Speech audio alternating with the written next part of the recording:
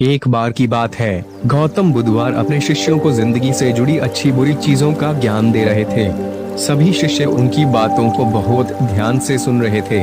उन सभी में एक शिष्य ऐसा था जिसे प्रश्न पूछने की बहुत आदत थी। वो उठकर गौतम बुधवार के पास गया और उनसे बोला, आप हमें जिंदगी के बारे में जो कुछ सिखा रहे हैं उस सब का क्या फायदा, क्योंकि हम में से बहुत से बच्चों को ये भी नहीं पता कि हमारे जीवन का मूल्य क्या है और ये जीवन हमारे लिए कितना कीमती है। पहले आप हमें ये बताइए कि इस जीवन का मूल्य क्या है। अपने शिष्य की बात सुनकर गौतम बुधवार अपने कक्ष में गए और एक चमकता हुआ पत्थर का टुकड़ा लेकर आए। वो टुकड़ा उन्होंने अपने शिष्य को दिया और बोले, मैं तुम्हें इस जीवन का मूल्य तब बताऊंगा जब तुम इस पत्थर का सही मूल्य पता लगा कर आओगे। साथ ही ये ध्यान रखना कि तुम्हें ये पत्थर का टुकड़ा किसी को बेचना नहीं है। गौतम बुधवार की बात मानकर वो शिष्य बाजार की तरफ चला गया। बाजार में सबसे पहले उसकी नजर एक फल बेचने वाले पर पड़ी और उसने वो पत्थर उस फल वाले को दिखाया और बोला, इस पत्थर के बदले आप मुझे कितने फल दे सकते हो। फल वाला बोला, ये पत्थर कुछ खास तो नहीं है, लेकिन फिर भी इसके बदले में तुम्हें 10 केले दे सकता हूँ। वो शिष्य उस पत्थर को लेकर आगे चला गया। फिर उसे एक सब्जी वाला मिला।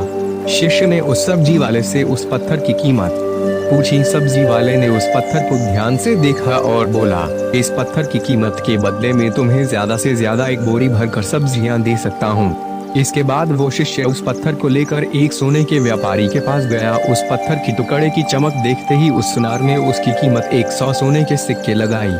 शिष्य ने वो टुकड़ा बेचने से मना किया तो वो सुनार उसके बदले 200 सोने के सिक्के देने को भी राजी हो गया, लेकिन शिष्य ने वो पत्थर नहीं बेचा। इसके बाद वो शिष्य एक हीरों के व्यापारी के पास गया और उनके सामने उसने वो पत्थर के टुकड़े को रख दिया। उस पत्थर को देखते ही हीरों के व्यापारी ने एक साफ कपड़ा बिछाया, उस पत्थर को उसके ऊपर रखा, फिर उसकी परिक्रमा की और हाथ जोड़कर उस पत्थर को कपड़े में लपेटते हुए वो बोला, तुम जिसे मामूली पत्थर समझकर उसकी कीमत पूछ रहे हो, असल में ये एक बेशकीमती रूबी है। ऐसा रूबी हर किसी को नहीं मिलता।